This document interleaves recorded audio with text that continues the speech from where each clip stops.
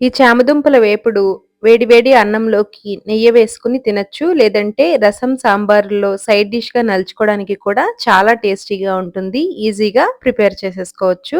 ముందుగా చామదుంపల్ని శుభ్రంగా కడిగి అన్నం ఉడికించేటప్పుడు పైన చామదుంపల బౌల్ పెట్టుకొని ఉడికించుకుంటే సరిపోతుందండి.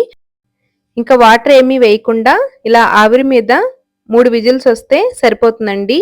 ఇలా ఉడికిన చామదుంపల పైన ఉండే పొట్టుని తీసేసుకోవాలి. ఇప్పుడు ఇవి అన్నీ సమాన సైజులో రావడం కోసం పెద్ద సైజు చామదుంపల్ని కట్ చేసుకొని పెట్టుకోవాలి. స్టవ్ మీద పాన్ పెట్టుకుని నూనె వేసుకోవాలి. నూనె వేడైన తర్వాత 2 స్పూన్ల వరకు పోపు దినుసులు, ఎండుమిర్చి వేసుకొని ఫ్రై చేసుకోవాలి. చామదుంపల పైన ఉండే పొట్టుని వేడి మీద తీయకుండా కొద్దిగా చల్లారిన తర్వాత తీసుకుంటే ఈజీగా వచ్చేస్తుందండి. ఇప్పుడు పోపు ఇంకా ఎండుమిర్చి బాగా వేగిన తర్వాత కొద్దిగా ఇంగువని వేసుకోవాలి. ఇప్పుడు ఇందులోకి 2 రెమ్మల కరివేపాకు, కట్ చేసి పెట్టుకున్న పచ్చిమిర్చి, చిన్నగా కట్ చేసి పెట్టుకున్న ఉల్లి తరుగు, ఒక పావు టీ స్పూన్ పసుపు వేసుకొని ఫ్రై చేసుకోవాలి.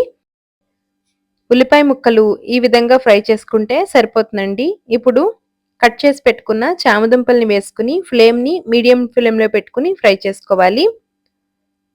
1, 2 నిమిషాలు కలుపుతూ ఫ్రై చేసుకుంటే సరిపోతుందండి.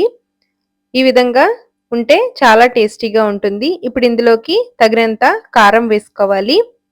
రుచికి తగినంత సాల్టు, కొద్దిగా గరం మసాలా లేదంటే ధనియాలు, జీలకర్ర పొడి వేసుకుంటే బావుంటుందండి.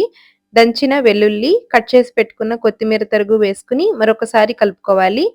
చాలా టేస్టీగా ఉంటుందండి. వేడి వేడి అన్నంలోకి నెయ్యి గాని, లేదంటే వేరుశనగ నూనె గాని వేసుకొని కలుపుకొని తింటే చాలా బావుంటుంది. రసం చేసినప్పుడు సైడ్ డిష్‌గా నలుచుకోవడానికి కూడా బావుంటుందండి. ఇలా ఒకసారి డెఫినిట్‌గా ట్రై చేయండి. ట్రై చేసి ఎలా వచ్చిందో కామెంట్ చేయండి. వీడియో నచ్చితే లైక్ చేయండి, షేర్ చేయండి, సబ్స్క్రైబ్ చేసుకోండి. Thank you.